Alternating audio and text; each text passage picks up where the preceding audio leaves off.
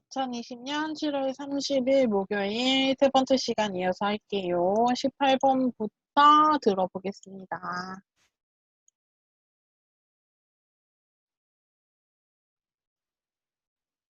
휴가철마다 유기동물 보호소에 들어오는 유기견이 평소보다 40% 이상 늘어난다니 정부에서 4년 전부터 실시한 반려견 등록 의무화 정책도 별 효과가 없는 것 같아요. 맞아요. 유기동물 보호소 시설도 부족한 것 같고, 실제로 반려견 중 등록된 반려견은 몇 마리 안 된다고 해요.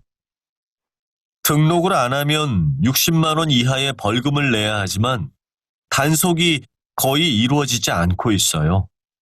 하루빨리 반려동물 주인들의 인식 개선과 함께 미등록자에 대한 처벌을 강화하는 대책이 나왔으면 좋겠어요. 18번은 어려운 어휘들은 많지만 항상 이야기한 것처럼 어려운 어휘가 많으면 많을수록 문제에 답이 있다고 했죠. 18번에 3번인데 체크해 볼게요. 남자의 중심 생각이에요, 여러분. 휴가철마다, 휴가 시즌마다 유기동물, 여기서 유기는 버리다라는 뜻이에요. 동물을 누가 버렸어요. 그래서 유기동물, 버려진 동물 보호소에 들어오는 유기견이 평소보다 40% 이상 늘어난다고 하니 정부에서 4년 전부터 실시한 반려견 등록 의무화 정책도 별 효과가 없는 것 같아요. 반려견은 집에서 키우고 있는 개를 등록을 해야 돼요. 우리 한국에 살고 있는 국민들은 주민등록증이 있고 외국인은 외국인 등록증이 있잖아요. 그것처럼 우리 집에서 키우고 있는 개를 등록을 하는 거예요. 무조건. 의무화 되었는데 별 효과가 없는 것 같아요. 왜요? 맞아요. 유기동물 보호소 시설도 부족한 것 같고 실제로 반려견 중에 등록된 반려견은 몇 마리 안 된다고 해요. 등록하지 않고 그냥 키우고 있는 거죠. 자, 등록을 안 하면 60만 원 이하의 벌금을 내야 하지만 단속, 이런 것을 잡는 거죠. 단속이 이루어지지 않고 있어요. 거의 하루빨리 반려동물 주인들의 인식, 생각을 바꾸는 것과 함께 미등록자에 대한 처벌을 강화하는 대책이 나왔으면 좋겠어요. 처벌을 강화해야 한다. 그대로 나와 있습니다. 단속이죠. 반려동물 등록을 하지 않은 것에 대한 단속, 잡는 거고 처벌을 강화해야 한다고 남자는 마지막에 이야기를 하고 있죠. 1번 반려견 등록 정책을 의무화해야 한다. 의무화는 이미 했고요. 관광지의 유기동물 보호소 시설을 늘려야 한다라는 말은 없어요. 또 동물 등록제, 이렇게 동물을 등록하는 것이 동물 등록 제도인데요. 실효성, 실제로 효율이 있는 그런 성격을 높여 유기견 발생을 막아야 한다인데 여기까지는 이야기하지 않고 있습니다. 남자는 미등록자를 혼내주는 그런 강화하는 대책을 마련해야 한다라고 이야기하고 있죠. 다음 19번 해보겠습니다.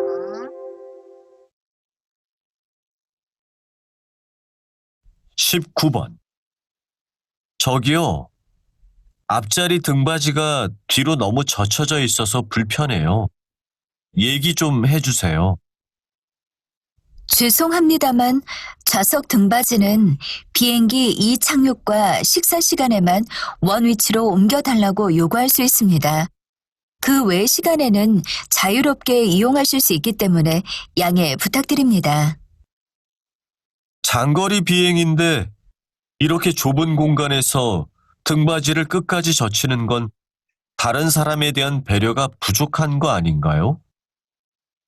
등받이는 좌석을 사용하는 승객의 권리입니다. 하지만 제가 한번 말씀은 드려보겠습니다. 자, 남자의 중심 생각이죠. 남자는 지금 좌석 등받이 이야기하는데 비행기입니다. 한번 확인해 볼게요.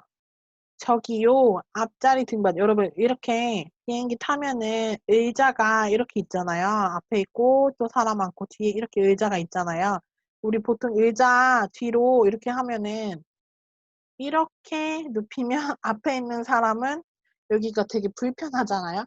이게 등받이입니다. 등을 받쳐주고 있는 등받이가 뒤로 넘어갔어요. 뒤로 젖혀 있어서 불편해요.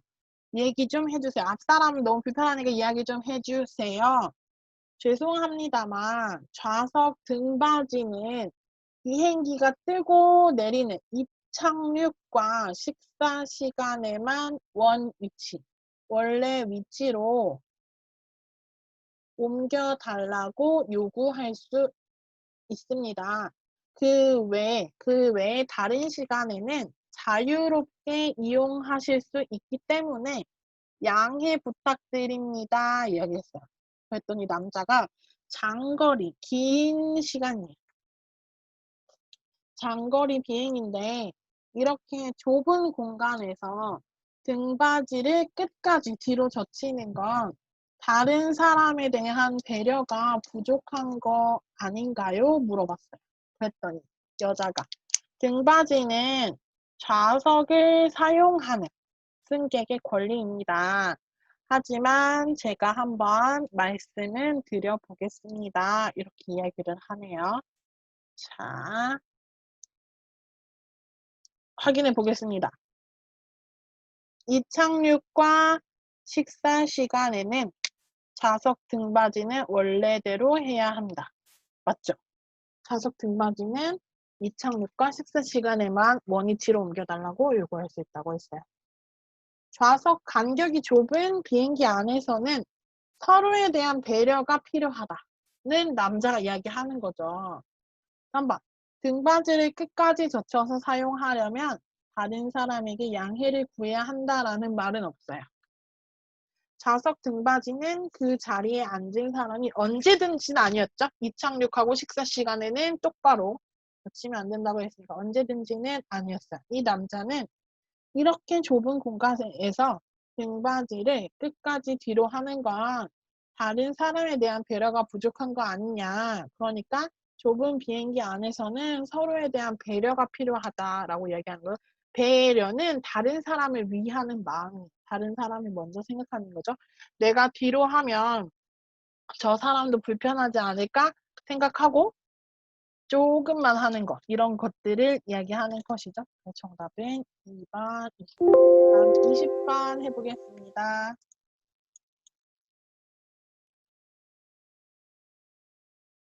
(20번) 최근 어린이 교육용 프로그램을 만드는 업계에서는 어떻게 하면 디지털 기기로 교육적 효과를 얻을 수 있을지에 대해 관심이 크다고 합니다.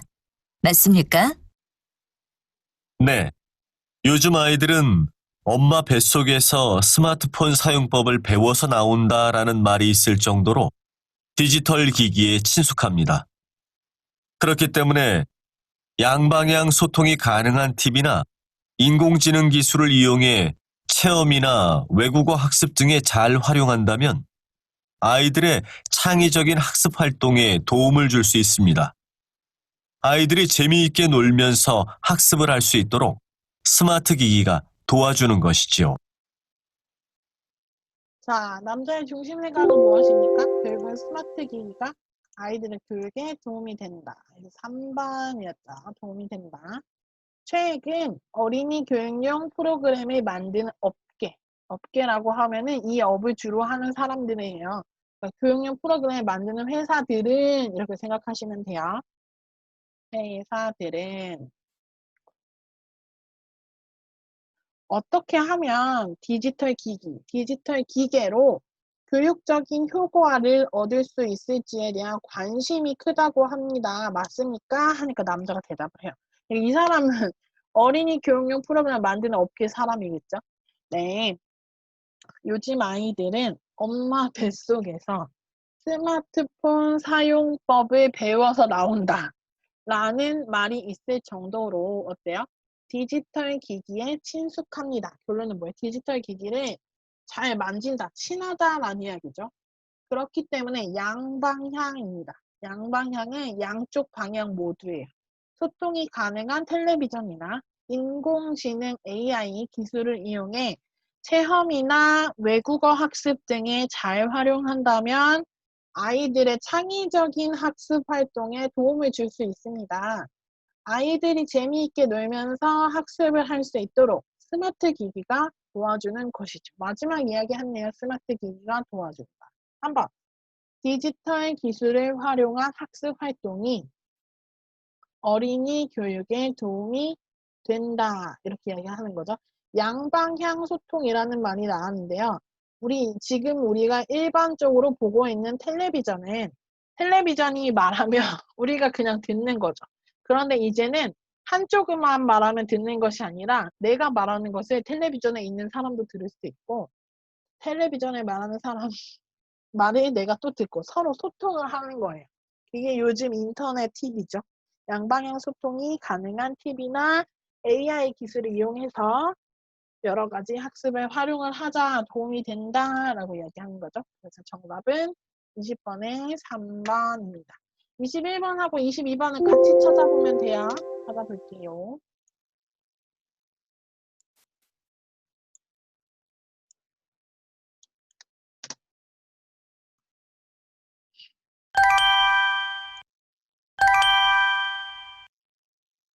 다음을 듣고 물음에 답하십시오. 2번 읽겠습니다. 남자의 중심 생각이랑 맞는 것. 최근 실직이나 이혼 등의 이유로 불안한 중년 1인 가구 수가 급격히 증가하고 있는데요. 이분들이 사회적으로 고립되면서 소득이나 건강, 주거 등에서도 위기를 겪는 이유가 뭘까요?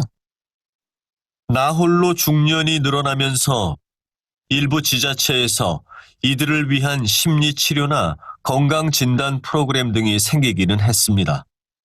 하지만 실제로 사회보장제도가 주로 노년층과 청년층을 기준으로 만들어져 있어 혜택을 받기 어렵습니다. 소득이 낮은 40, 50대 1인 가구의 경우는 더 힘들다는 말씀이시군요. 네.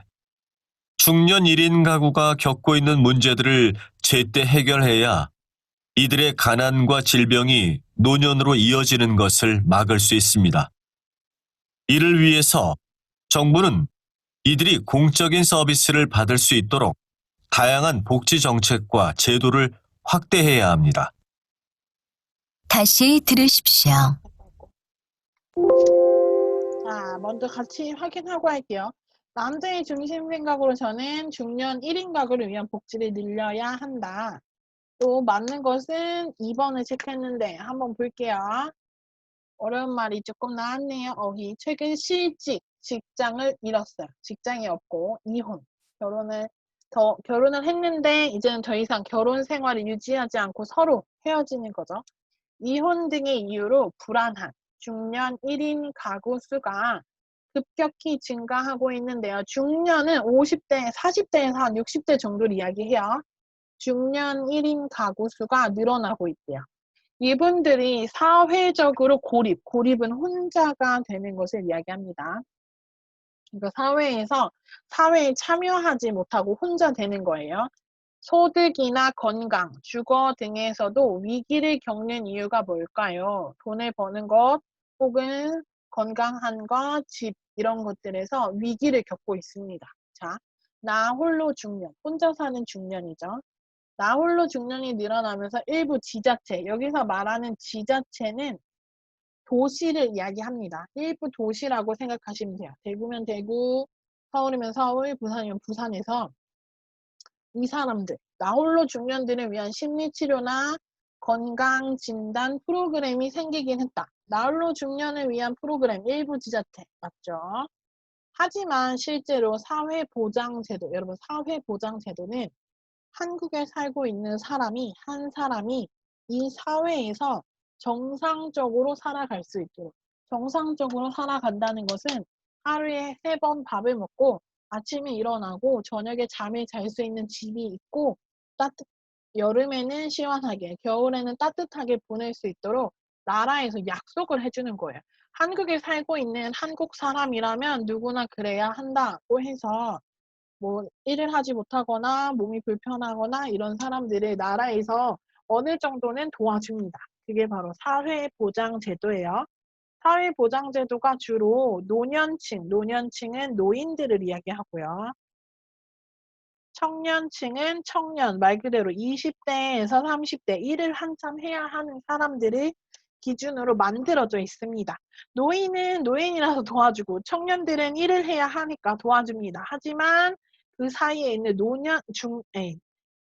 중년, 장년층이죠. 중년층은 도와주는 것이 많이 없다는 이야기예요. 사회보장제도가 주로 노년층과 청년층을 기준으로 만들어져 있어 혜택을 받기 어렵습니다. 여자, 그럼 소득이 낮은 40, 50대, 돈이 없는 40대, 50대 1인 가구, 혼자 사는 가구의 경우는 더 힘들다는 말씀이시군요. 하니까 네, 중년 1인 가구가 겪고 있는 문제들을 제때 좋은 시기에 해결을 해야 이들이 가난과 질병이 노년으로 이어지는 것을 막을 수 있습니다. 이를 위해서 정부는 이들이 공적인, 나라에서 제공하는 거예요. 공적인 서비스를 받을 수 있도록 다양한 복지 정책과 제도를 확대해야 합니다. 이렇게 이야기해요. 그래서 정답은 중년 1인 가구를 위한 복지를 늘려야 한다. 여러분, 복지는 요즘 세대, 요즘 사회에서 정말 중요해요. 복지. 네, 기억하세요. 특히 사회복지라는 말을 많이 사용하니까 웰페어거든요. 사회복지라는 말을 기억하시고 활용을 해봅시다. 그럼 우리 한 번만 더 들어볼게요. 보면서 들어보세요. 최근 실직이나 이혼 등의 이유로 불안한 중년 1인 가구 수가 급격히 증가하고 있는데요. 이분들이 사회적으로 고립되면서 소득이나 건강, 주거 등에서도 위기를 겪는 이유가 뭘까요? 나홀로 중년이 늘어나면서 일부 지자체에서 이들을 위한 심리치료나 건강진단 프로그램 등이 생기기는 했습니다. 하지만 실제로 사회보장제도가 주로 노년층과 청년층을 기준으로 만들어져 있어 혜택을 받기 어렵습니다. 소득이 낮은 40, 50대 1인 가구의 경우는 더 힘들다는 말씀이시군요. 네. 중년 1인 가구가 겪고 있는 문제들을 제때 해결해야 이들의 가난과 질병이 노년으로 이어지는 것을 막을 수 있습니다. 이를 위해서 정부는 이들이 공적인 서비스를 받을 수 있도록 다양한 복지 정책과 제도를 확대해야 합니다. 자, 듣죠? 다음은 23번, 24번 들어볼게요. 남자가 무엇을 하고 있는지랑 들은 다음을 내용이 듣고 맞는 것. 물음에 답하십시오. 2번 읽겠습니다. 아버지 은퇴 선물로 뭐가 좋을지 생각해 봤어? 지금 인터넷 쇼핑몰을 몇 시간째 뒤져보고 있는데 뭐로 하면 좋을지 진짜 모르겠네. 그러게 아버지께서 늘 필요한 거 없다, 괜찮다고 하시니까 선물하기가 너무 어려워. 그치. 인터넷에서도 자꾸 내가 사고 싶은 것만 보게 돼. 우리 그냥 이번에는 현금으로 드릴까?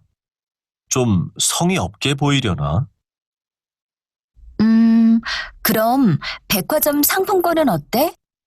우리가 같이 돈을 모아서 상품권으로 드리면 금액도 괜찮고 아버지도 마음에 드는 걸 직접 사실 수도 있으니까 말이야. 다시 들으십시오. 안 돼요. 우리 같이 들을게요. 자, 볼게요. 아버지 안 돼요. 자, 아버지 은퇴 선물로 뭐가 좋을지 생각해 봤어? 지금 남자가 이야기해요. 인터넷 쇼핑몰을 몇 시간째 뒤져보고 있어. 그러니까 남자는 인터넷에서 선물을 찾고 있지요. 뭐로 하면 좋을지 진짜 모르겠네. 이렇게 이야기해요. 여자가. 그러게 아버지께서 늘 필요한 거 없다. 괜찮다고 하시니까 선물하기가 너무 어려워. 남자. 그치? 인터넷에서도 자꾸 내가 사고 싶은 것만 보게 돼. 우리 그냥 이번에는 현금으로 드릴까? 현금은 돈을 이야기하죠. 좀 성의가 없다. 예의가 없게 보이려나? 그럼 백화점 상품권은 어때? 우리가 같이 돈을 모아서 상품권으로 드리면 금액도 괜찮고 아버지도 마음에 드는 걸 직접 사실 수도 있으니까 말이야. 지금 남자가 무엇을 하고 있는지 남자는 인터넷에서 선물 찾고 있다. 드리고 있단 아니에요. 선물을 드리는 게 아니라 선물 사려고 준비하고 있는 거죠. 백화점에서 상품권 구입하고 있다도 아니고 가격 비교도 아니었어요. 그럼 맞는 것을 고르세요. 백화점에서 쇼핑하고 있어요? 아니죠. 인터넷. 아버지께 드릴 선물은 고르기가 쉽지 않다. 그렇다고 이야기했죠. 상품권보다는 현금으로 주는 게 나아요? 그것도 아니고요. 물건은 백화점에서 직접 고르는 것이 편하다. 아니었죠. 24번에도 2번이었습니다. 그럼 다시 들어볼게요. 다시 들으십시오. 아버지 은퇴 선물로 뭐가 좋을지 생각해 봤어? 지금 인터넷 쇼핑몰을 몇 시간째 뒤져보고 있는데 뭐로 하면 좋을지 진짜 모르겠네. 그러게, 아버지께서 늘 필요한 거 없다, 괜찮다고 하시니까 선물하기가 너무 어려워. 그치? 인터넷에서도 자꾸 내가 사고 싶은 것만 보게 돼. 우리 그냥 이번에는 현금으로 드릴까? 좀 성의 없게 보이려나? 그럼 백화점 상품권은 어때? 우리가 같이 돈을 모아서 상품권으로 드리면 금액도 괜찮고 아버지도 마음에 드는 걸 직접 사실 수도 있으니까 말이야. 했나요? 23번. 23번, 24번 이렇게 체크하시면 됩니다. 자, 그럼 오늘 여기까지 할게요. 오늘은 여기까지.